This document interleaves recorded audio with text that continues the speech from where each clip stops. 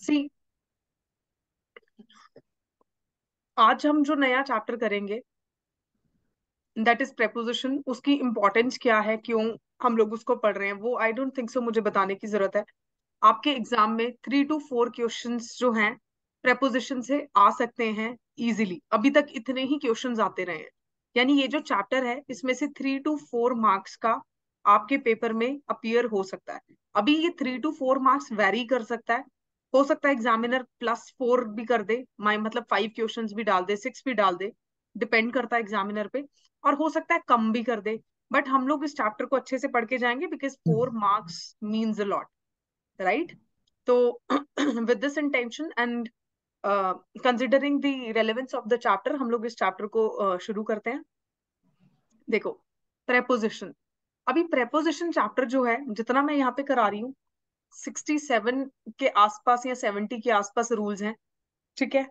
And I guess इतना sufficient है आपके एग्जाम के लिए। इनफैक्ट ज्यादा ही करा दूंगी मैं आपको जितना आपके सिलेबस में है उससे, सो दैट अगर एग्जामिनर थोड़ा सा भी सिलेबस से डिफिकल्ट क्वेश्चन आपको डालता है, ठीक है, कुछ भी डिफिकल्ट पूछ लेता है, तो आप इन पर्टिकुलर रूल से उसको इजीली करेक्ट आंसर मार्क करके आओ।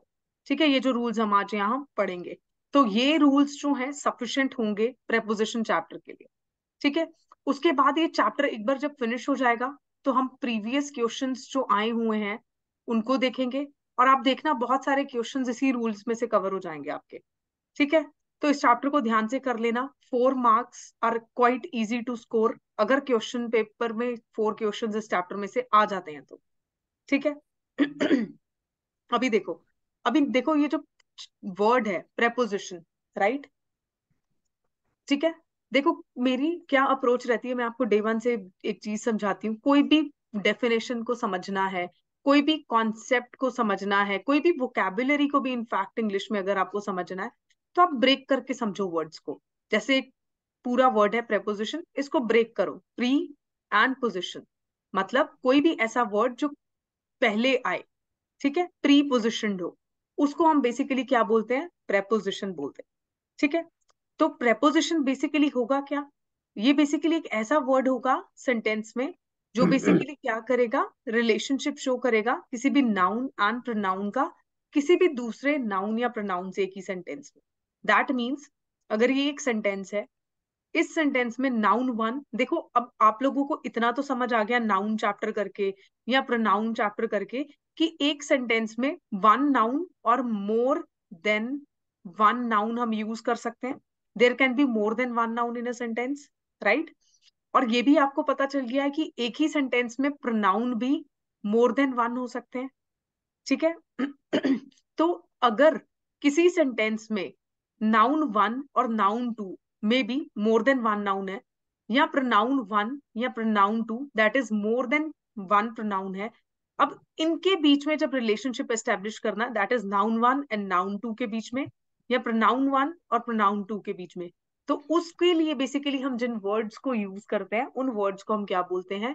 प्रेपोजिशन। ठीक है, what do we call them? We call them preposition.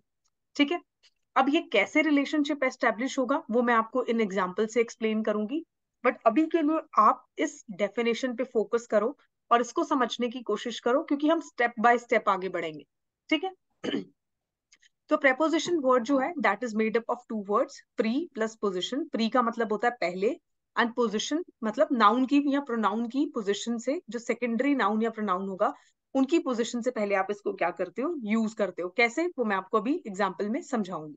Definition क्या बोलती है कि किसी भी सेंटेंस में अगर नाउन 1 या नाउन 2 यानी मोर देन 1 नाउन है, उनके बीच में अगर कोई रिलेशनशिप है या किसी तरीके से वो आपस में कनेक्टेड है, उसको एक्सप्रेस करने के लिए हम जिन वर्ड्स को यूज करते हैं उसको हम क्या बोलते हैं? What do we call them? We call them preposition. या प्रोनाउन 1 या प्रोनाउन 2 के बीच में कोई भी अगर लिंक है, कनेक्टेडनेस है, या कोई भी रिलेशन है, उनको एक्सप्रेस करने के लिए जिन हम वर्ड्स को यूज करते हैं उनको हम प्रेपोजिशन बोलते हैं, राइट? अब प्रेपोजिशन के कुछ एग्जांपल्स देखो, ये देखो, ऑन, एट, इन। किसी का माइक जो है वो अनम्यूट है, please, I don't know exactly किसका है, एक बार इसको प्लीज म्यूट कीजिए। मलन, इट इज योर्स, इसको म्यूट करो। ठीक है।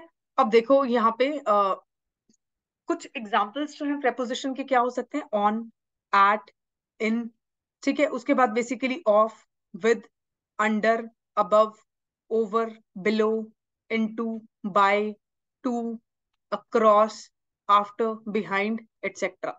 एटसेट्रा मैंने क्योंकि और भी वर्ड्स हो सकते हैं तो इसलिए यहाँ पे यूज किया। तो ये सब जो है these are some of the prepositions. अब इन प्रेपोजिशंस को या इनके अलावा जो प्रेपोजिशंस हैं उनको हम कहाँ कहाँ यूज करते हैं, किस किस वर्ड्स के साथ यूज करते हैं, या किन पर्टिकुलर रूल्स के अकॉर्डिंगली यूज करेंगे इन सब प्रेपोजिशन को, वो हम देखेंगे इस पर्टिकुलर चैप्टर में। लेकिन अभी के लिए अगर आपको प्रेपोजिशन समझना हो तो ये कुछ वर्ड्स हैं जिनको हम प्रेपोजिशन क्या कहते हैं, बोलते हैं। ठीक है। अब एग्जाम्पल देखो, Ramesh is standing at the school gate. अब रमेश क्या है, प्रॉपर नाउन। स्कूल गेट यहाँ पे क्या है, दिस इज अगेन नाउन। ठीक है, school is a common noun.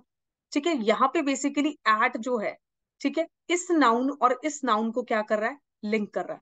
It is showing the relationship between this noun and this noun, right. तो रमेश आपका जो है, it is one of the nouns and the other noun is school gate. इनके बीच में जो कनेक्टेडनेस है, जहाँ जो भी रिलेशन है इन दोनों नाउन के बीच में, जो भी रिलेशनशिप है, उसको ये वर्ड क्या कर रहा है, एक्सप्रेस कर रहा है। यानी इन दोनों को ज्वाइन कौन सा वर्ड कर रहा है, ये पर्टिकुलर वर्ड। हेंस ये बेसिकली क्या कर रहा है, because it is showing the relationship between two nouns, it is known as preposition. देखो, I am waiting for my friends. अब आई इज अ प्रोनाउन, ठीक है। माई पोजेसिव प्रोनाउन हमने पढ़ा है। फ्रेंड्स आपका नाउन है, ठीक है। तो ये बेसिकली क्या कर रहा है, यहाँ पे दो प्रोनाउंस के बीच में it is trying to establish a relation. Hence this is what, a preposition. I go to school by bus. अब यहाँ पे टू देखो और बाय देखो, ये दोनों प्रेपोजिशन हैं। There is cat under the table. Under is the preposition, cat कहाँ पे है, टेबल के नीचे। दोनों नाउन्स के बीच में एक रिलेशनशिप, उन दोनों को कनेक्ट कर रहा है, राइट। तो ऐसे वर्ड्स जो बेसिकली किसी भी सेंटेंस में कोई भी रिलेशनशिप शो करते हैं, किन्हीं भी दो नाउन्स या प्रोनाउंस के बीच में, उन वर्ड्स को हम क्या बोलते हैं, प्रेपोजिशन बोलते हैं। I hope the definition is clear. ये डेफिनेशन क्लियर है सबको? अगर सबको डेफिनेशन क्लियर है तो हम लोग आगे रूल से प्रोसीड करेंगे। अगर डेफिनेशन क्लियर नहीं है तो प्लीज मुझे बताओ, so that what we can do is we can repeat the definition.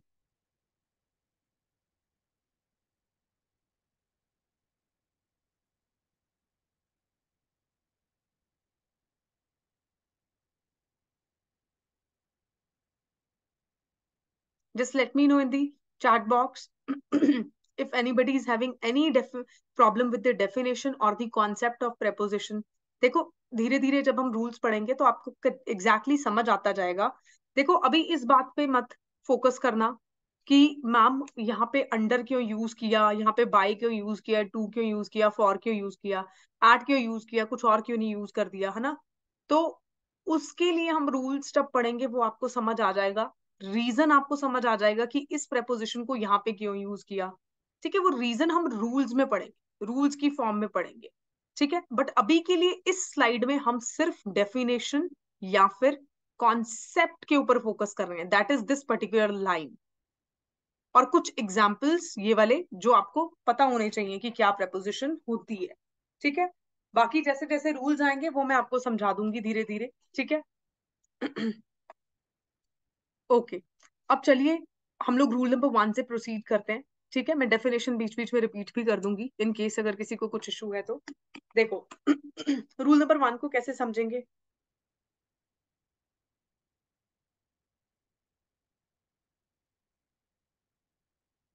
ठीक है, तो यहाँ पे देखो रूल नंबर 1 जो है, यहाँ पे मल्टीपल रूल्स को मैंने एक ही रूल में कवर किया है ताकि आप लोग जब इसको रिवाइज करो, आप लोगों के लिए बहुत इजी हो रिवाइज करना। यहाँ पे रूल नंबर 1 देखो। देखो, यहाँ पे कुछ प्रेपोजिशंस मेंशन्ड हैं और यहाँ पे उनको कब कब यूज करते हैं वो बताया गया। ठीक है, जैसे डेफिनेट डे।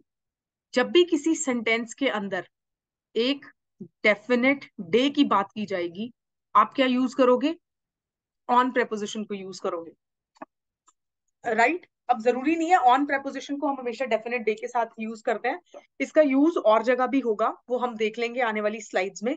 बट अभी के लिए इस पर्टिकुलर रूल को अंडरस्टैंड करने की कोशिश करो कि जब भी सेंटेंस में किसी डेफिनेट डे की बात होगी हम ऑन प्रेपोजिशन को यूज करेंगे।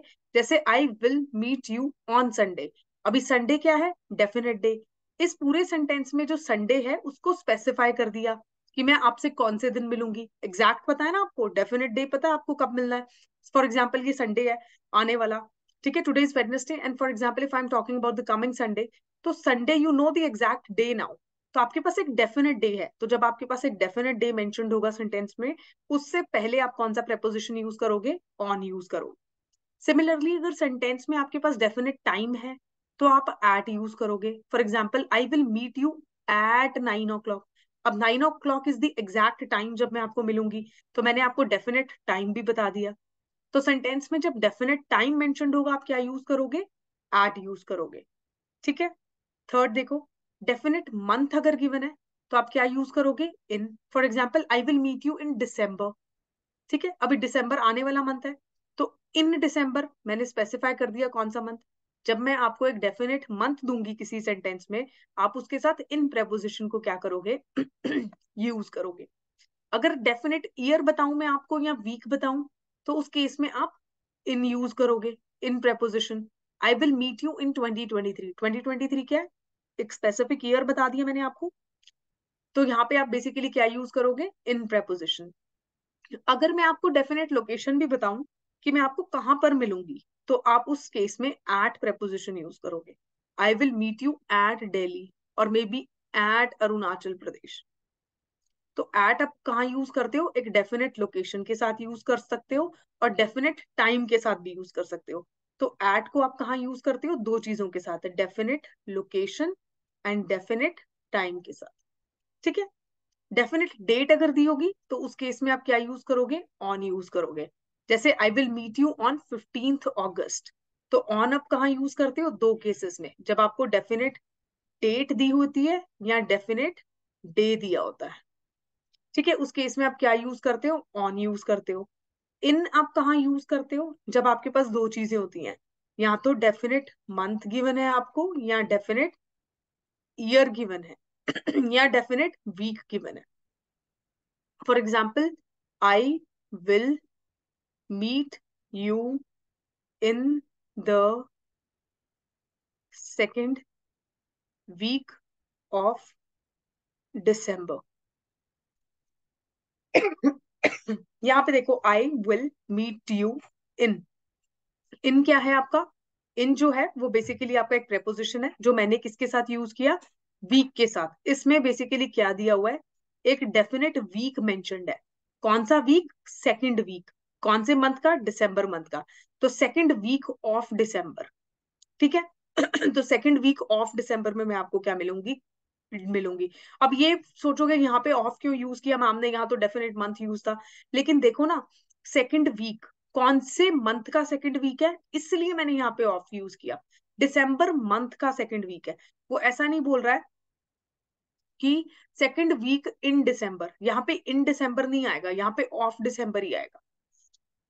क्यों आएगा, because he is talking about the second week, किस किस मंथ का, दिसंबर मंथ का। अब जो दिसंबर मंथ है उसमें 4 वीक्स है, 4 वीक्स में सेकेंड वीक भी तो इसी का पार्ट है ना। तो उस पार्ट को रिप्रेजेंट करने के लिए यहाँ पे ऑफ प्रेपोजिशन जो है वो यूज किया है और इन प्रेपोजिशन को यूज नहीं किया है। Right, I hope it is clear. ठीक है। तो जब भी आपको ऐसे डेफिनेट कुछ भी मेंशन्ड होगा, for example definite location mention होगी या टाइम मेंशन्ड होगा, तो आप एट यूज करोगे। डेफिनेट डे या डेट मेंशन होगी तो आप ऑन यूज करोगे। डेफिनेट मंथ, ईयर या वीक मेंशन्ड होगा तो आप इन यूज करोगे। Right, I hope it is clear to everyone.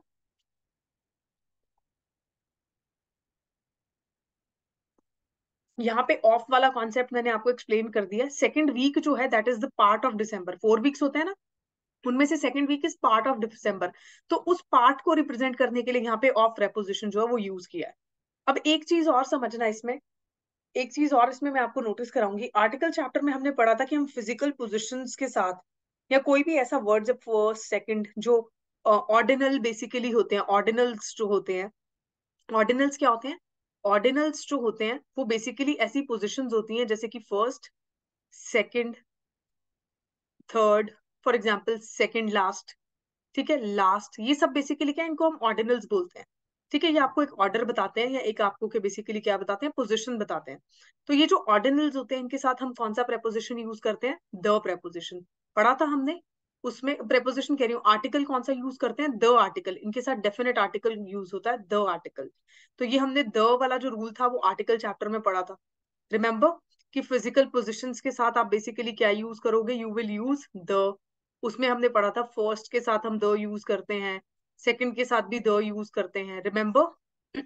ठीक है, तो अभी के लिए फर्स्ट रूल आई होप सबको समझ आ गया होगा। फर्स्ट रूल का क्रक्स बहुत सिंपल है, इसमें बेसिकली आपको कुछ ज्यादा समझना नहीं है। आपको सिर्फ ये छोटा सा टेबल जो है इसको याद रखना है, एंड आई एम श्योर आपके कॉन्सेप्ट्स जो होंगे that will be clear.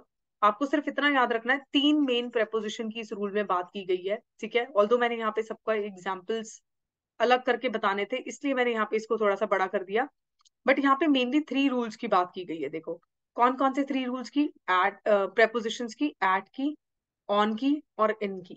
Eight को आप लोकेशन और टाइम के साथ यूज करते हो, ऑन को डे और डेट के साथ यूज करते हो, और इनको मंथ, ईयर या वीक के साथ यूज करते हो। ठीक है, तो this was all about rule number 1। तो आप जब भी आपको किसी स्टेटमेंट में ये पर्टिकुलर चीजें दी गई होंगी, कोई डेफिनेट लोकेशन, डेफिनेट टाइम या डेट या डे या मंथ या ईयर या वीक दिया गया होगा, आप उनके साथ ये वाली रिस्पेक्टिव जो प्रेपोजिशंस है यही यूज करोगे। राइट, और ऐसे क्वेश्चंस आ भी जाते हैं, आए भी हुए हैं, इसीलिए मैंने यहाँ पे इसको डायरेक्टली स्पेसिफाई कर दिया ताकि आप लोगों को किसी तरीके का कोई कंफ्यूजन ना हो। ठीक है, सो यहाँ पे मेनली तीन प्रेपोजिशन की बात की गई है जो हमने यहाँ पे देख ली है। ठीक है, ओके। अभी नेक्स्ट रूल देखो, what is the next rule, next rule is death. देखो यहाँ पे नेक्स्ट रूल जो है रूल नंबर 2, इसमें ना बेसिकली डेथ के केस में अगर कोई ऐसा सेंटेंस आता है वेर इन एग्जामिनर ये मेंशन करने की कोशिश कर रहा है कि somebody has died, तो अब वो डेथ जो है अगर वो किसी एक्सीडेंट में हुई है तो उस केस में भी आप इन प्रेपोजिशन को क्या करोगे, यूज करोगे। ठीक है, और अगर किसी डिजीज से डेथ हुई है तो उस केस में आप कौन सा प्रेपोजिशन बेसिकली यूज करोगे, you will be using this one preposition, कौन सा, ऑफ। राइट, तो उस केस में आप जो प्रेपोजिशन यूज करोगे वो कौन सा प्रेपोजिशन यूज करोगे, आप ऑफ प्रेपोजिशन को यूज करोगे यहाँ पे। ठीक है, फॉर एग्जाम्पल देखो, हर uncle died in a road accident. तो अब यहाँ पे जो डेथ हो रही है that is because of the accident, और जब भी डेथ का, एक्सीडेंटल डेथ का मेंशन होगा क्वेश्चन पेपर में, आप वहां पे इन प्रेपोजिशन को क्या करोगे, यूज करोगे। ठीक है, और अगर डिजीज से मेंशनड होगा तो ऑफ को क्या करोगे, यूज करोगे। ठीक है, हर अंकल डाइड ऑफ कैंसर, तो यहाँ डाइड क्या आ जाएगा, of cancer, because the death is because of disease. So whenever the death is happening because of accident, you will use in preposition, and whenever the death is happening because of the disease, you will use uh, of preposition. Right? I hope it is clear. ठीक है, अभी देखो rule number 3। अभी ना यहाँ पे किसी का एक डाउट आया हुआ है, बहुत ही सिंपल सा डाउट है वैसे इनका, आई लिव इन अरुणाचल और आई लिव एट अरुणाचल। देखो इसके लिए ना एक स्पेसिफिक रूल है सैम्यूल, और इन दोनों का ना डिफरेंस जो है मैं आपको उस रूल में क्लियर कर दूंगी। आई अंडरस्टूड योर क्वेश्चन, आपका क्वेश्चन यही है ना, आई लिव इन अरुणाचल प्रदेश होगा या आई लिव एट अरुणाचल प्रदेश होगा। ठीक है, अब इसका देखो, इसका मैं आपको बिल्कुल क्लियर करूंगी, कोई इसमें प्रॉब्लम नहीं है, बट द थिंग इज इसके लिए आप एक स्पेसिफिक रूल तक वेट कर लो, बिकॉज इसको मैंने अलग से एक स्पेसिफिक रूल में यहाँ पे डील किया हुआ है, so that you guys don't get confused. इसको ये देखो, डेफिनेट लोकेशन और लार्जर एरिया, तो यहाँ पे इन एंड एट का डिफरेंस आपको रूल नंबर 7 में समझ आ जाएगा। ठीक है, so don't worry, we will deal with this, and I hope rule number 7 करने के बाद आपका जो कंफ्यूजन है वो रूल आउट हो जाएगा। ठीक है, okay Samuel,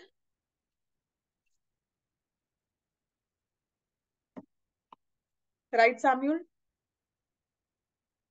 rule number 1 and rule number 2 सबको समझ आए, आई वाज एक्सपेक्टिंग, क्योंकि वो डाउट मेजरली बहुत सारे स्टूडेंट्स का होता है, तो उसको मैंने एक सेपरेट रूल में वहां पे इंक्लूड कर दिया, ताकि इन केस अगर फ्यूचर में ऐसा किसी को डाउट हो तो आप उस रूल को रेफर करो और आपका वो डाउट जो है आप उसको, उसके ऊपर काम कर सको। राइट, अभी देखो, और जब चीजें आपको एक्सप्लिसिटली लिखी हुई मिल जाएंगी तो डेफिनेटली वो कंफ्यूजन होगा ही नहीं। ठीक है, तो rule number 1 and rule number 2 we have already done, I hope ये दोनों रूल सबको समझ आए होंगे और इसमें किसी को कोई प्रॉब्लम नहीं होगी।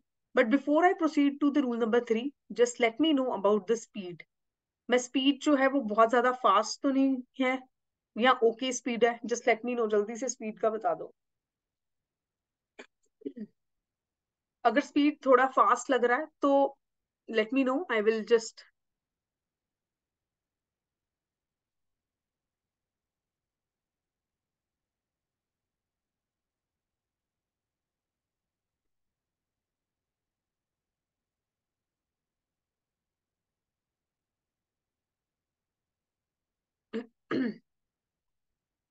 Speed is okay Samuel. What about rest of the students, please let me no, because सबके लिए इंपॉर्टेंट है, सबको समझ आना चाहिए। ऐसा ना हो कि किसी के लिए मैं फास्ट हूँ और किसी के लिए ओके है। ठीक है, तो प्लीज एक बार सब लोग ही कमेंट कर दो। ठीक है।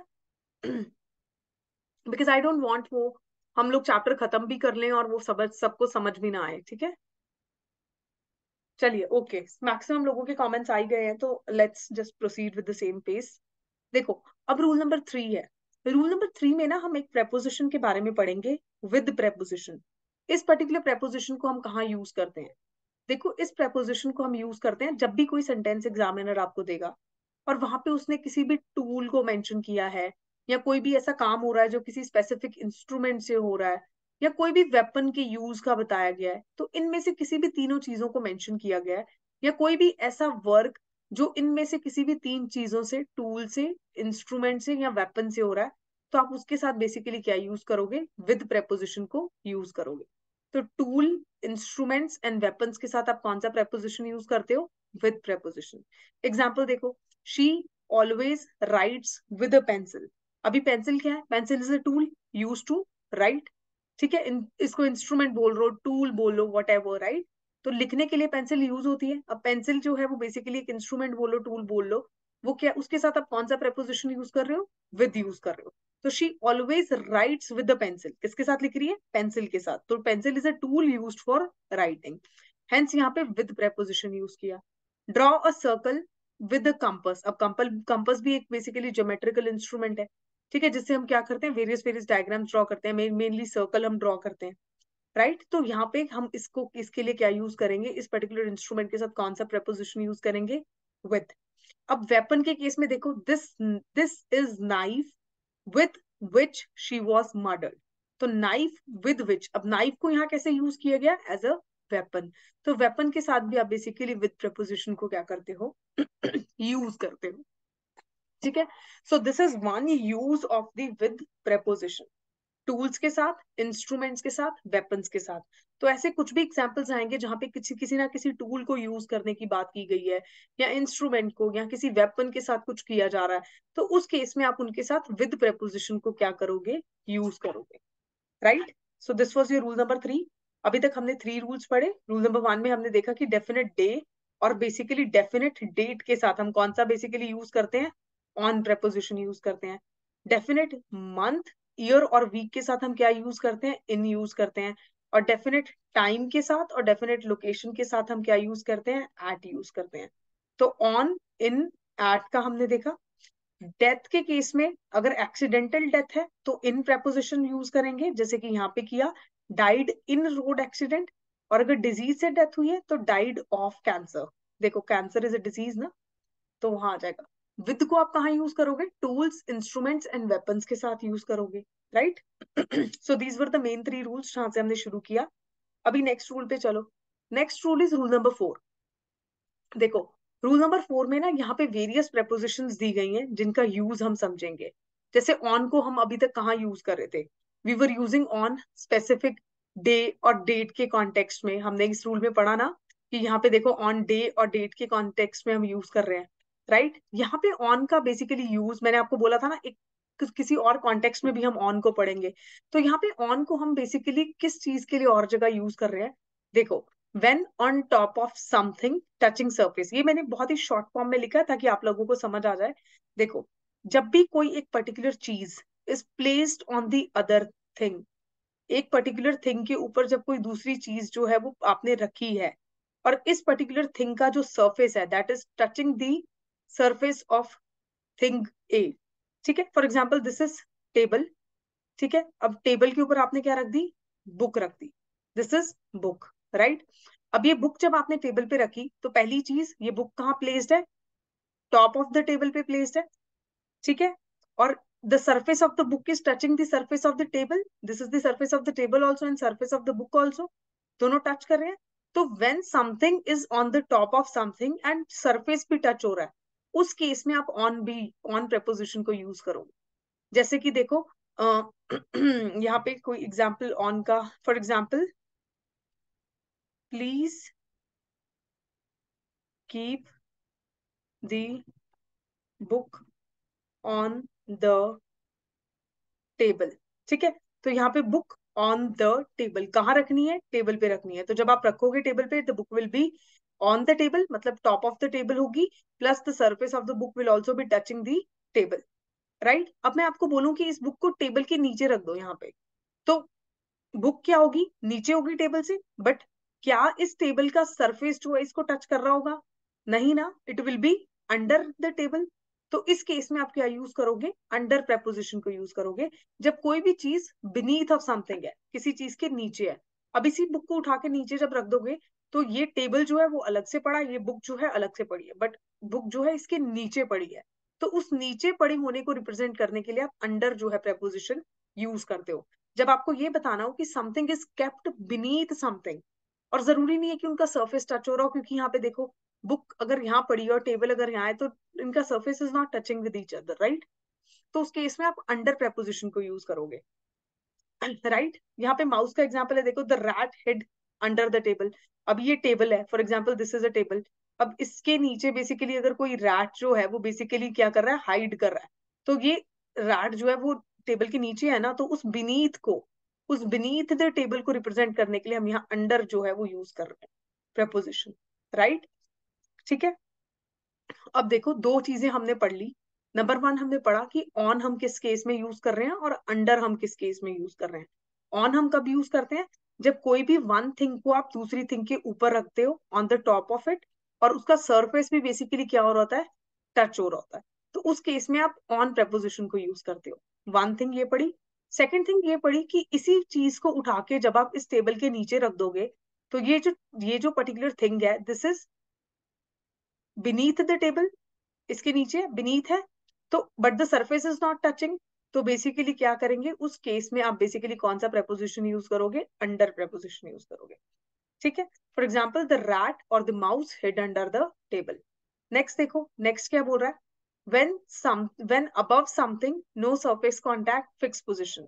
मतलब आप अगर यहाँ पे बैठे हो, for example this is the room and I am sitting here taking the class, right. अभी मेरे ऊपर कुछ है, अबव मी, राइट, लेकिन उसकी जो पोजीशन है वो बेसिकली क्या है, फिक्स्ड है, यहीं पे फिक्स्ड है position. It is not moving, not neither this side nor this side, मेरे ऊपर है, ठीक है, मेरे हेड से ऊपर है, अबव द हेड है, और उसकी पोजीशन जो है वो फिक्स्ड है, it is not in motion. उस केस में आप अबव प्रेपोजिशन को क्या करते हो, यूज करते हो, कि ये जो थिंग है ये स्टैटिक है, it is not moving and it is above the head, right, head से जस्ट ऊपर है, और सरफेस का कांटेक्ट भी नहीं है, सी, सरफेस का कांटेक्ट भी नहीं होना चाहिए, there should be some distance here, right. तो उस केस में आप बेसिकली कौन सा प्रेपोजिशन यूज करते हो, अबव। देखो, मैं थोड़ा सा मैथमेटिकल तरीके से आपको डायग्राम्स के साथ ये समझाने की कोशिश कर रही हूँ, क्योंकि आपको ये डायग्राम्स एग्जाम में याद रह जाएंगे प्रेपोजिशन के केसेस में। ये प्रेपोजिशन हम कई बार गलती कर देते हैं या नहीं समझ में आता, ऑल्दो इनका यूज बहुत ईजी है, प्रैक्टिस से हो जाएगा, but still I am using the diagrams so that you guys can have visual representation of what I'm trying to tell you, right? ठीक है, तो व्हेन अबव समथिंग, जब आपसे ऊपर तो है बट फिक्स्ड पोजीशन पे है, स्टैटिक पोजीशन पे है, इट इज नॉट मूविंग, उस केस में आप अबव प्रेपोजिशन को यूज करते हो। जैसे कि फैन के केस में, there is fan above my head. अभी फैन अगर आपके हेड के ऊपर है, तो definitely you will be sitting below the fan and the fan is at a static position, move कर रहा होगा, अपनी प्लेस पे मूव करेगा। ऐसा नहीं है कि फैन रूम में अभी तो यहाँ पे है, फिर चल के यहाँ पे पहुंच जाएगा और फिर चल के यहाँ पे भी आ जाएगा। तो it is not moving like this, right, to and fro move नहीं कर रहा वो, it is at a static position only, ठीक है, but it is above your head and it is not even touching your head, so there is no surface contact as well, right. तो उस case में आप above को क्या करोगे, use करोगे, राइट। अब देखो next, when above plus in motion. अब अगर ये जो फिक्स्ड ऑब्जेक्ट था आपके हेड से ऊपर तो है, बट अगर ये मूव कर रहा है, फॉर एग्जाम्पल इस डायरेक्शन में या इस डायरेक्शन में, तो उस केस में आप प्रेपोजिशन यूज करोगे ओवर, ठीक है, what will you will use the over preposition. तो कौन सा प्रेपोजिशन उस केस में आप यहाँ पे यूज करोगे, you will use over preposition, right. ठीक है, यहाँ पे जैसे ये पर्टिकुलर थिंग थी, दिस वॉज नॉट मूविंग, एक ही प्लेस पे बेसिकली फिक्स थी। अब इस थिंग को अगर मैं मोशन में ले आऊं और इसको मूव करा दूं फॉर एग्जाम्पल इस डायरेक्शन में, तो ये बेसिकली आपके हेड पे या एक पॉइंट पे, और बाद में यहाँ पे होगी, बाद में यहाँ पे मूव कर जाएगी, बाद में यहाँ पे मूव कर जाएगी। ठीक है, तो उस केस में आप क्या यूज करोगे, ओवर जो है प्रपोजिशन यूज करोगे, जब आपके हेड के अबव तो है बट इन मोशन है। For example the aeroplane flu over the building, अभी बिल्डिंग होगी, ठीक है, तो बिल्डिंग के ऊपर से फ्लू कर गया, फ्लाई कर गया मतलब, ठीक है। तो अब वो क्या है, फिक्स पोजीशन पे तो नहीं है, एक पॉइंट पे यहाँ पे होगा, एक पॉइंट पे यहाँ, एक पॉइंट पे यहाँ, एक पॉइंट पे यहाँ, बट बिल्डिंग से अबव है, ऊपर है बिल्डिंग से, और कोई सरफेस कांटेक्ट भी नहीं है। एरोप्लेन जब फ्लाई करता है यहाँ पे, तो it does not touches the building ना, there is no surface contact, hence वो मोशन में भी होता है और बिल्डिंग से ऊपर भी होता है, तो उस केस में हम ओवर प्रेपोजिशन को यूज करते हैं। कोई भी चीज, जरूरी नहीं है एरोप्लेन, सेंटेंस में किसी भी ऐसी चीज की बात हो जो मोशन में है, ठीक है, it can be bird also, ठीक है, ऐसे भी हो सकता है, the bird flew over my head. अब बताओ, the bird flew over my head, अभी क्या होगा, if I am standing here और बर्ड मेरे हेड के ऊपर से फ्लाई कर गई, तो definitely it is not touching my head ना, there is no surface contact, और मोशन में भी है, अभी यहाँ पे है, अभी फ्लाई करके यहाँ आई, अभी यहाँ आई, यहाँ आई, but it is certainly above me, right, but it is in motion, hence यहाँ पे कौन सा प्रेपोजिशन यूज किया, ओवर प्रेपोजिशन यूज किया। ठीक है, किसी लेवल को, पोजीशन को या रैंक को आपने रिप्रेजेंट करना है किसी भी सेंटेंस में, तो आप बिलो को यूज करोगे। ठीक है, तो रैंक्स के लिए या पोजीशन के लिए या हायरार्की के लिए स्पेसिफिकली आप बिलो को क्या करते हो, प्रेपोजिशन को यूज करते हो। ठीक है, तो ये जो था रूल नंबर 4 था, थोड़ा सा बड़ा है ये रूल, ठीक है, लेकिन इनके बीच में आपको डिफरेंस भी पता होना चाहिए कि अबव को कहाँ यूज करते हैं, ओवर को कहाँ यूज करते हैं, अंडर या बिलो को कहाँ यूज करते हैं, और इनके बीच में डिफरेंस क्या है। ठीक है, क्योंकि बहुत सारे बच्चों को यही नहीं पता होता अंडर और बिलो के बीच में डिफरेंस क्या है, अंडर कहाँ यूज करना है और बिलो कहाँ यूज करना है, राइट। तो वो डिफरेंसेस भी आपको क्लियर हो जाएं, इसलिए इस रूल को मैंने इस तरीके से लिखा है, बिकॉज आपको सिर्फ ये पता होना कि बिलो को आप कहाँ यूज करोगे, that is fine, it is going to help you in exam, but then you should also be clear कि आपको अंडर कहाँ यूज करना है और इन दोनों में डिफरेंस क्या है। ठीक है, तो इसीलिए मैंने इस तरीके से इसको यहाँ पे मेंशन किया है, और आपको विजुअल जो डायग्राम्स हैं उनके थ्रू मैं prepositions को एक्सप्लेन करने की कोशिश कर रही हूँ with these little things, so that you can have a visual representation, you can remember the diagrams in the exam, and you can differentiate among the use of all these, right। अभी इसके examples देखो, आई hope ये सबको समझ आया होगा। ठीक है, इसके एग्जाम्पल देखो, the rat hid under the table, अभी एक टेबल होगा और यहाँ पे रैट होगा, और वो बेसिकली क्या किया होगा उसने, वो यहाँ छुप गया होगा। अब ये टेबल के साथ देखो कोई सरफेस कांटेक्ट नहीं है, कब कहाँ यूज करते हैं हम अंडर को कहाँ यूज करते हैं, बीनीथ को रिप्रेजेंट करने के लिए, कि टेबल से नीचे है, तो नीचे को रिप्रेजेंट करने के लिए हम अंडर को यूज करते हैं, बट कोई सरफेस कांटेक्ट नहीं है देखो। ठीक है, टेबल डिफरेंट जगह पे है और इसके जस्ट नीचे वो है। ठीक है, अब देखो, the aeroplane flu over the building, this is the building, और एरोप्लेन यहाँ से फ्लाई करके अब टॉप ऑफ द बिल्डिंग पे तो है, और ये बेसिकली क्या है, मोशन में है, तो हेंस यहाँ पे ओवर को यूज किया। ठीक है, अब देखो यही तो था, when above plus in motion, तो हम ओवर को यूज करते हैं preposition। नेक्स्ट देखो, there is fan above my head, इसको अबव को कहाँ यूज करते हैं, अबव को हम यूज करते हैं, for example this is a room and I am sitting here, और यहाँ पे बेसिकली क्या है, फैन है। ठीक है, यहाँ पे बेसिकली क्या है, फैन है। अभी ये मुझसे ऊपर तो है, कोई सरफेस कांटेक्ट भी नहीं है देखो, लेकिन किस पोजीशन पे है, फिक्स पोजीशन पे, राइट। तो इस केस में मैंने यहाँ क्या यूज किया, अबव प्रेपोजिशन यूज किया। You need not to worry as the water in the river is below the danger level, किस चीज की बात कर रहा है, लेवल, वाटर, रिवर में बेसिकली वाटर लेवल्स होते हैं, तो एक पर्टिकुलर लेवल से नीचे है, तो उस लेवल को रिप्रेजेंट करने के लिए, उस लेवल से नीचे वाली चीज को रिप्रेजेंट करने के लिए हमने यहाँ बिलो को बेसिकली क्या किया, यूज किया।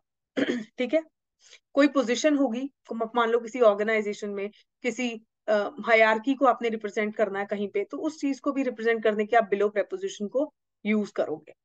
ठीक है, अब एक एक्सेप्शन है, देखो यहाँ पे एक्सेप्शंस मैंने मेंशन किए, हम एक्सेप्शंस हमेशा पढ़ते आए हैं। ठीक है, और एक्सेप्शंस में इसी क्वेश्चन बन जाता है कई बार।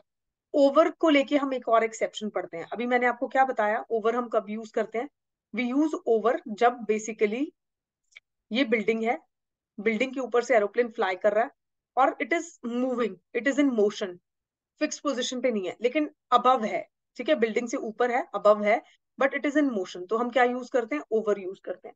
बट हम ओवर को एक और जगह यूज करते हैं, वो चीज आप याद रखोगे, जैसे कि कोई भी ऐसा सेंटेंस आएगा जहां पे आपको ये मेंशन किया जाएगा कि when the sentence talks about covering something, जब सेंटेंस किस चीज के बारे में बात करेगा, when the sentence talks about covering something, तो आप बेसिकली क्या यूज करते हो, ओवर यूज करते हो। जैसे there is roof over our head, अभी रूफ क्या होगी, मेरे हेड को कवर कर रही होगी, ठीक है, तो ये रूफ है, and I am sitting here, there is roof over my head, तो इस केस में बेसिकली आप ओवर को यूज करोगे। ठीक है, अब देखो रूफ ऐसा नहीं है कि मूव कर रही है, but it is covering you, it is providing you some kind of shelter, तो उस केस में आप यहाँ पे ओवर यूज कर रहे हो। मोर ओवर, एक और एग्जाम्पल देखो इस केस में, एक और एग्जाम्पल जो हम देख रहे हैं यहाँ, वो है spread the sheet over the bed. अब ये जो है ये बेड है, इसके ऊपर शीट को जब आप स्प्रेड कर रहे हो तो ये शीट बेसिकली क्या कर लेगी, इस बेड को कवर कर लेगी। तो कवरिंग वाला जब भी एस्पेक्ट आएगा उस केस में भी आप ओवर प्रेपोजिशन को यूज करोगे। ठीक है, तो this was an exception to use the over. ठीक है, there is roof on our head भी लिख सकते थे, बट ये गलत हो जाएगा। इसका अप्रोप्रिएट यूज जो प्रेपोजिशन जो होगा वो ओवर ही होगा, जब हम किसी चीज को किसी चीज से कवर करते हैं। ठीक है, तो हम ओवर वर्ड को क्या करते हैं, यूज करते हैं। ठीक है, रूल नंबर 4 सबको क्लियर है?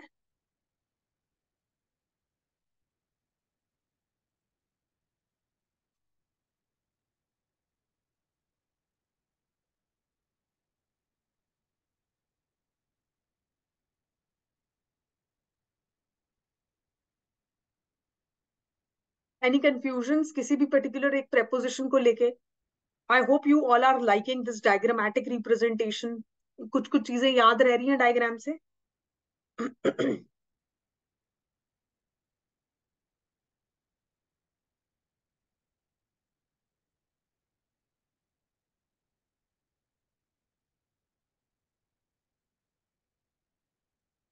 ठीक है, अब मेरा यहाँ पे इस तरीके से प्रेपोजिशन चैप्टर को कवर कराने का पर्पस सिर्फ यही है कि इसको वेरियस डिफरेंट तरीके से आपको समझाया जा सके कि यहाँ पे अंडर, अबव, ओवर, ये बहुत कंफ्यूजिंग है। ठीक है, ओवर को जैसे अबव को, अबव एंड ओवर के बीच में ही कंफ्यूजन हो जाता है बहुत जगह। तो अब आपको क्लियर रहेगा कि ओवर जो है हमने दो केसेस में यूज करना है, एक कवरिंग समथिंग के केस में, और एक जब कोई चीज आपसे ऊपर है और मोशन में है। तो आप क्लियर हो अब इसको लेके, और अबव को लेके भी आप क्लियर हो कि जब कोई चीज आपसे ऊपर है बट फिक्स पोजिशन पे है। ठीक है, तो इनका डिफरेंस भी अब आपको समझ में आ जाएगा कि इसको कहाँ यूज करना है और इसको कहाँ यूज करना है। You will not get confuse between above and over. Similarly you will not get confuse between under and below now, right? Hence I have placed everything in this bracket, जो चीजें आपको कंफ्यूज कर सकती थी, ताकि हम उसको एक साथ ही डील कर लें। ठीक है, अब नेक्स्ट चलो, नेक्स्ट है रूल नंबर 5। देखो, अब रूल नंबर 5 भी बहुत सिंपल है। ठीक है, ध्यान से समझेंगे इसको। रूल नंबर 5 जो है, what is it trying to say, देखो दो तीन वर्ड्स यहाँ पे गिन दिए हैं, कंटेन, फिल या पोर। कंटेन का मतलब क्या होता है कि एक particular, for example this is a bag, ठीक है, और इसके अंदर कुछ चीजें आपने रख दी, now this bag is containing these things, right? मतलब आप इसके अंदर इसको रख रहे हो। ठीक है, एक तो ये हो गया कंटेन। कंटेन का मतलब ये होता है ना कि किसी चीज में कुछ चीज डाल के रख दो, something is containing, something is contained by the other thing, right? तो ये बैग है, बैग में आपने कुछ पेंसिल्स डाल दी और वो पेंसिल्स अब बैग में है, तो bag is containing the pencils, right? या फिर कोई बॉटल है, ठीक है, बॉटल में आपने वाटर डाल दिया और वो वाटर जो है that is contained by the bottle, या फिर बॉटल ने वाटर को अपने अंदर स्टोर किया हुआ है, राइट? कंटेन किया हुआ है। ठीक है, फिल या पोर का मतलब क्या होगा कि कोई ग्लास है, आप उसमें वाटर को क्या कर रहे हो, फिल कर रहे हो या पोर कर रहे हो, डाल रहे हो। ठीक है, तो वो फिल एंड पोर का बेसिक मीनिंग हो जाएगा। ठीक है, अब कंटेन वर्ड के साथ हम लोग कौन सा प्रेपोजिशन यूज करते हैं, इन प्रेपोजिशन यूज करते हैं। क्यों यूज करते हैं इन प्रेपोजिशन? यहाँ पे देखो, there is some tea in the pot. ठीक है, अब कंटेन जो है, कभी भी अगर आपको सेंटेंस में ऐसी चीज आएगी कि किसी एक पर्टिकुलर थिंग के अंदर दूसरी चीज को बेसिकली स्टोर किया गया या कंटेन किया गया है, तो आप कौन सा प्रेपोजिशन यूज करोगे, इन प्रेपोजिशन। जैसे देखो ये पॉट है, पॉट के अंदर टी क्या है, स्टोर्ड है, now this pot is containing what, T, and hence उस केस में आप T in pot preposition use करोगे, टी के साथ इन, और उसके बाद पॉट वर्ड यूज करोगे, so that you can represent this containment, right? तो there is some tea in pot which means ये पॉट है, इसके अंदर टी पड़ी है, तो इस बेसिकली कंटेनमेंट को शो करने के लिए हम यहाँ इन प्रेपोजिशन यूज कर रहे हैं, ठीक है। अगर आप इस टी को पोर करके, for example if you try to put this tea in this cup और मग, तो आप क्या कर रहे हो, फिल कर रहे हो या पोर कर रहे हो इस पर्टिकुलर पॉट में से ठीक है।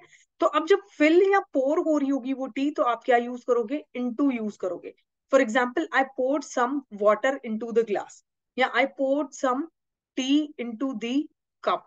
अब ये टी जो है ये इसमें पोर होके कप में आ रही है, तो यहाँ पे बेसिकली जब वो पोर हो रही है, when you are pouring the tea into the cup या filling the cup with the tea, उस केस में आप इनटू यूज करोगे प्रेपोजिशन, क्योंकि आप उसको टी को इस कप में डाल रहे हो, you are putting it inside, right. तो पोरिंग को शो करने के लिए आप इनटू प्रेपोजिशन को यहाँ क्या करोगे, यूज करोगे, राइट। जैसे there is some tea in the pot which means this pot is containing some tea, hence in preposition. अब इस टी को निकाल के किसी फॉर एग्जाम्पल कप में डाल रहे हो, तो उस केस में आप पोर कर रहे हो, you are filling the cup. और जब वो ऐसे वाला आपको कंटेक्स्ट मिलेगा कि फिल कर रहे हो आप एक चीज में से दूसरी चीज को, तो आप उस केस में इनटू प्रेपोजिशन यूज करोगे। जैसे I poured some tea into the cup, ठीक है। तो मैंने क्या किया, पोर की कुछ टी इनटू द कप, मतलब इस कप के अंदर डाल दी। इनटू हम कब यूज करते हैं, जब हमें बताना हो कि we are trying to put something into other thing, right, तब हम क्या करते हैं, इनटू प्रेपोजिशन यूज करते हैं। I hope this rule is clear. Contain, fill and pour, ठीक है। दीज आर द कीवर्ड्स, इनको आप याद रखोगे। स्टेटमेंट्स जो आएंगी वो इस तरीके से आएंगी, तो आपको थोड़ा सा इंटरप्रेट करना पड़ेगा कि टी जो है पॉट में पड़ी है, that means pot is containing the T, hence यहाँ पे इन प्रपोजिशन आएगा, ठीक है। फिल कर रहे हैं तो दैट मीन्स मैम ने बोला था जब हम किसी चीज में से किसी चीज को फिल कर रहे हैं, this cup is being field from something, तो ये इसमें डलेगा, दैट मीन्स इनटू प्रेपोजिशन आएगा, ठीक है। फिलिंग एंड पोर के लिए हम इनटू यूज करते हैं। I poured some water into glass, और I poured some tea into mug और कप, वॉट एवर, ठीक है। समझ आया रूल नंबर 5 सबको? रूल नंबर 6 देखो। किसी को कुछ डाउट होगा तो प्लीज रूल नंबर लिख के मेंशन कर देना। फॉर एग्जाम्पल अगर आपको रूल नंबर 5 में डाउट है, आप रूल 5 लिख के कमेंट करोगे, मैं समझ जाऊंगी कि मुझे इस रूल को रिपीट करना है, ठीक है। तो किसी को कुछ भी डाउट हो तो रूल नंबर लिख के मेंशन कर देना ऐसे, तो I understand that I have to repeat the rule, right. अभी देखो रूल नंबर 6। देखो रूल नंबर 6 जो है that is with respect to shade या बाउंड्री, ठीक है। दो चीजें होती हैं देखो।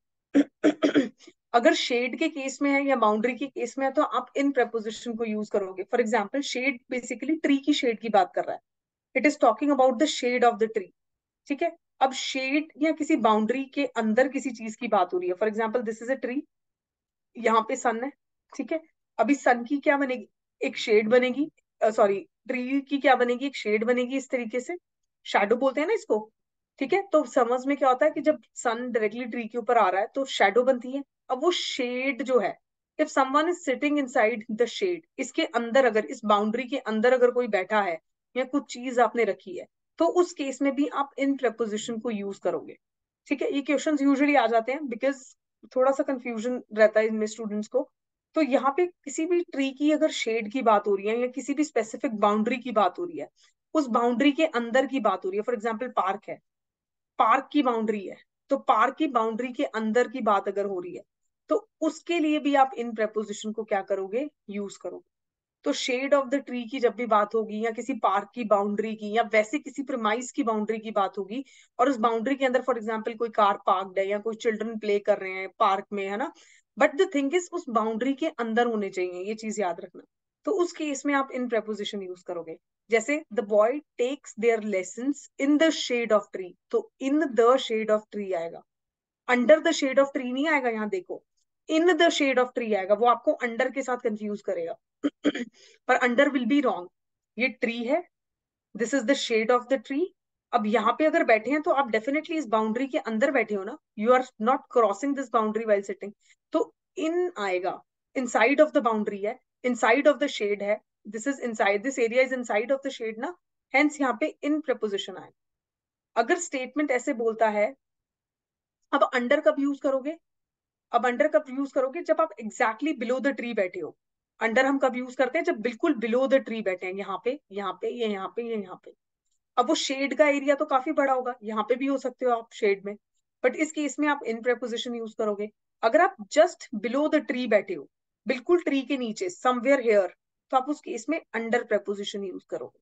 ठीक है, आई होप इन दोनों का डिफरेंस समझ आ रहा होगा ट्री के कॉन्टेक्स्ट में। ठीक है जैसे ये समझ आ रहा है सबको? किसी को रूल नंबर 6 में प्रॉब्लम है, इसको दोबारा एक्सप्लेन करूं? ये ट्री है, ट्री के अगर जस्ट नीचे बैठे हो, बिल्कुल बिलो द ट्री, तो आप अंडर जो है वो यूज करोगे। ठीक है, और अगर आप ट्री की शेड में बैठे हो, देखो सन जब ट्री पे पड़ेगा तो शेड काफी बड़ी बनती है ना, depending on the size of the tree. तो जो शेड के अंदर है, यहाँ पे यहाँ पे यहाँ पे यहाँ पे कहीं पे भी, तो उस केस में आप इन प्रेपोजिशन को यूज करोगे, बिकॉज शेड का एरिया काफी बड़ा है और उस बाउंड्री के अंदर अगर आप कहीं पे भी हो, तो डेफिनेटली आप कौन सा प्रेपोजिशन यूज करोगे? In the shade of the tree. और अंडर द ट्री कब यूज करोगे? जब ट्री के बिल्कुल नीचे बैठे हो। देखो यहाँ पे इसने under the shade of tree नहीं लिखा, अंडर द ट्री लिखा है, दैट मीन्स ट्री के जस्ट नीचे। अगर ये ट्री है तो ट्री के यहाँ पे जस्ट नीचे। Right, I hope I am making sense. देखो birds are sitting in tree, in the tree मतलब birds are sitting in the tree मतलब ट्री के अंदर। ठीक है, और ब्रांचेस पे बैठेंगी तो ऑन यूज करोगे यहाँ पे। ये दो अदर एग्जांपल्स भी मैंने यहाँ पे मेंशन किए हैं इन एंड ऑन के कंटेक्स्ट में। ब्रांचेस के ऊपर अगर है यहाँ पे कहीं है तो ऑन द ब्रांचेस आ जाएगा। ऑन रिमेंबर हम कहाँ यूज करते हैं? यहाँ आपको पिछले वाले उसमें पढ़ाया था, ये देखो ये रहा। ऑन हम कम यूज करते हैं जब हम बेसिकली क्या करते हैं, top of something and touching the surface. तो अगर ट्री की ब्रांच के ऊपर बर्ड बैठी है यहाँ पे, तो it is touching the surface also ना, and it is at the top of the branch. तो उस केस में आप ऑन यूज कर रहे हो। बुक के केस में जैसे टेबल के ऊपर बुक रखी थी, टच कर रही है सरफेस को और अबव द टेबल है। तो सिमिलरली यहाँ पे ब्रांच के ऊपर जब कोई बर्ड बैठी है, this is the branch of the tree, यहाँ पे बर्ड बैठी है, तो इस ब्रांच के तो अबव ही है ना, और टच कर रही है सरफेस को, तो उस केस में भी आप on the branch of tree use करोगे। ठीक है, तो यही वाला रूल वहां पे मैंने अप्लाई किया। ठीक है, ये देखो, ये रहा। ठीक है, तो on the branches of the tree and in the tree का मतलब क्या होगा कि ये ट्री है and somewhere on the tree, मतलब not necessarily on the branches but anywhere. Right, okay. Shade और बाउंड्री का कॉन्सेप्ट समझ में आ गया। अब फॉर एग्जाम्पल एक पार्क है, this is the boundary of the park, और ऐसे यहाँ पे कुछ चिल्ड्रन आर प्लेइंग। अब मैं बोलूं the children are playing in the park. अब यहाँ पे मैंने इन पार्क क्यों यूज किया? क्योंकि पार्क की बाउंड्री के अंदर ही खेल रहे होंगे ना, इस पर्टिकुलर बाउंड्री के अंदर ही होंगे कहीं ना कहीं। हेंस मैंने यहाँ पे बेसिकली क्या किया, क्योंकि बाउंड्री के अंदर है चिल्ड्रन, हेंस मैंने क्या यूज किया, इन यूज किया। ठीक है, right, I hope it is clear to everyone. Next rule देखो, रूल नंबर 7, सैम्यूल का डाउट एक्चुअली ये क्वेश्चन ही था। ठीक है, ये रूल ही था। तो यहाँ पे देखो, अब इन और एट का डिफरेंस है। ठीक है, जब भी किसी लार्ज एरिया की बात होगी ना, आप इन प्रेपोजिशन को यूज करोगे। For example, he lives in the big bungalow, I like walking in the garden. So whenever you are talking about the large area, what you will use in preposition. Right, definite location के लिए हम rule number 1 में भी पढ़ के आए हैं, हम क्या यूज करते हैं, एट पढ़ते हैं, एट यूज करते हैं। The bus did not stop at the bus stop. अब बस स्टॉप क्या है, डेफिनेट लोकेशन, हेंस यहाँ पे एट यूज किया। I shall receive you at the station, यहाँ पे बेसिकली क्या आ जाएगा, एट। क्यों? क्योंकि यहाँ पे डेस्टिनेशन जो है वो डेफिनेट दी हुई है, location definitely definite location mentioned है। ठीक है, तो लार्ज एरिया के लिए आप क्या यूज करते हो, इन यूज करते हो, और डेफिनेट लोकेशन के लिए एट यूज करते हो। अब he lives in Delhi, Delhi क्या है, एक लार्जर एरिया। अब उसके अंदर एक छोटा सा प्लेस है सीपी, बहुत सारी प्लेसेस है ना दिल्ली में, एक छोटा सा प्लेस है सीपी, उसके लिए आप क्या यूज करोगे, एट। और दिल्ली के लिए आप क्या यूज करोगे, इन। तो फॉर एग्जाम्पल जो सैम्यूल का डाउट था, उसने मुझसे पूछा कि उनका जो डाउट था, मैं देख ही लेती हूँ, एक मिनट मुझे सेंटेंस देखने देना। आई लिव इन अरुणाचल और आई लिव एट अरुणाचल। देखो अब, आई लिव इन अरुणाचल प्रदेश और आई लिव एट अरुणाचल प्रदेश। अब जब ये रूल हमने पढ़ा है, तो आप लोग मुझे बताओ इनमें से कौन सा सेंटेंस करेक्ट होगा, I live in Arunachal Pradesh correct होगा या I live at Arunachal Pradesh correct होगा? जल्दी से बताओ। I live in Arunachal Pradesh. Statement A correct है या स्टेटमेंट बी करेक्ट है? I live at Arunachal Pradesh, which is correct? Tell me now. Exactly. Samuel, see, you are yourself answering this question now, right? तो इन अरुणाचल प्रदेश जो होगा वो करेक्ट होगा। अब in Arunachal Pradesh for example आप ईटानगर रह रहे हो, तो आप क्या लिखोगे? I live in Arunachal Pradesh at, for example, Itanagar. Itanagar में भी कोई स्पेसिफिक प्लेस है तो उस केस में आप उस स्पेसिफिक प्लेस का नाम मेंशन करोगे। फॉर एग्जाम्पल नाहरलगन अगर आप रह रहे हो तो आप वहां मेंशन करोगे, या कोई भी स्पेसिफिक प्लेस। अब अगर आपको ऐसे लिखना है, आई लिव एट ईटानगर इन। अब ईटानगर में, ईटानगर अगर लार्जर एरिया है और ईटानगर में कोई विलेज आप मेंशन कर रहे हो, तो इन आप बेसिकली उस केस में मेंशन कर दोगे कि इस ईटानगर में भी कोई एक डेफिनेट लोकेशन पे आप रह रहे हो, right? I hope it is clear. आप हमेशा इन जो है वो लार्जर एरिया के लिए यूज करते हो। अब वो लार्जर एरिया आपका ईटानगर भी हो सकता है, लेकिन ईटानगर में भी कोई आपको डेफिनेट प्लेस पता होनी चाहिए जहां पे आप रह रहे हो। उस केस में आप फिर एट प्रेपोजिशन यूज करोगे, right? I hope I am making the entire thing clear. तो लार्जर एरिया यहाँ पे दिल्ली है, जैसे यहाँ पे अरुणाचल प्रदेश था, और जो डेफिनेट लोकेशन थी वो सीपी थी, और यहाँ पे बेसिकली नाहरलगन लगा लो। ठीक है, ठीक है। तो एड नाहरलगन और इन अरुणाचल प्रदेश, सिंपल। अब नाहरलगन में फॉर एग्जाम्पल, अगर नाहरलगन को आप एक लार्जर एरिया कंसिडर कर रहे हो, ठीक है, तो एट नाहरलगन इन। अब नाहरलगन में कोई छोटी सी प्लेस है तो वो यहाँ मेंशन कर सकते हो जो आपको डेफिनेट लोकेशन मिल जाए। ठीक है, तो उस तरीके से आप बेसिकली इन नाहरलगन एट बेसिकली यूज कर सकते हो। ठीक है, अगर नाहरलगन को आप एक लार्जर एरिया कंसिडर करोगे, बट द थिंग इज उस लार्जर एरिया का एक स्मॉलर पार्ट आपको डेफिनेट लोकेशन पता होनी चाहिए।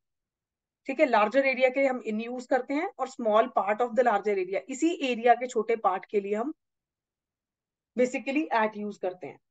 ठीक है, ओके। अगर मैं बोलूं आई live in India at Delhi, तो इंडिया में दिल्ली में रह रही हूँ, तो इंडिया एक लार्जर एरिया हो गया ना, और Delhi is just a part of it, छोटा सा पार्ट, राइट? तो उस केस में आपको देखना है कि लार्जर एरिया के लिए जो भी लार्जर एरिया होगा वो दोनों में से, उसके लिए आप इन प्रेपोजिशन यूज करोगे। और इंडिया में अगर कोई स्पेसिफिक लोकेशन है, या उस लार्जर एरिया में कोई स्पेसिफिक या डेफिनेट लोकेशन है, उसके लिए एट प्रेपोजिशन यूज करो। ठीक है, ये रूल सबको क्लियर हो गया ना? एंड आई होप सैम्यूल आपका डाउट भी क्लियर हो गया होगा इसी के साथ।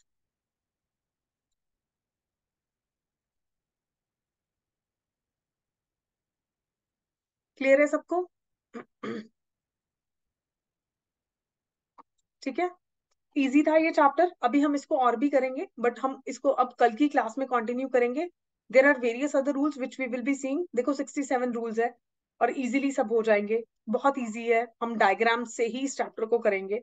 We will be using the diagrams to do this chapter, छोटे छोटे, जैसे मैं आपको अभी डायग्राम्स करा रही हूँ उसी तरीके से, ताकि आपको इनके डिफरेंसेस जो है प्रेपोजिशन के वो क्लियर हो जाए, और वो छोटी छोटी डायग्रामेटिक रिप्रेजेंटेशन जो है वो आपके आपकी मेमोरी में कहीं ना कहीं सबकॉन्शियस में फिट हो जाए, ताकि आप एग्जाम में वो डिस्टिंक्शन कर पाओ।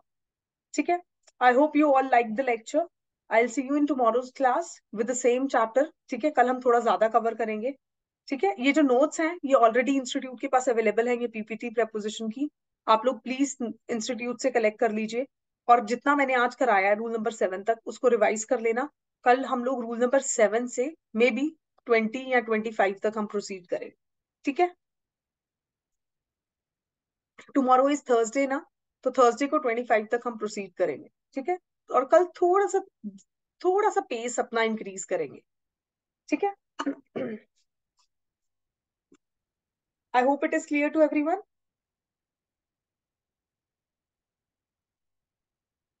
चलिए, with this I am just winding up the class. अगर आप लोगों को कुछ डाउट्स है तो प्लीज कमेंट कर दो, अगर डाउट्स नहीं है तो I just take a leave, and we will meet in tomorrow's class with the same chapter tomorrow, right? And tomorrow please जो लोग लाइव आ रहे हैं वो एग्जैक्टली 8:45 पे आ जाना। प्लीज कम एट 8:45 एग्जैक्टली, ताकि हम लोग टाइमली क्लास शुरू करें एंड टाइमली हम इसको चैप्टर को फिनिश करें, प्लीज। ठीक है, मैं आप लोगों से पहले आ जाती हूँ 5 मिनट्स।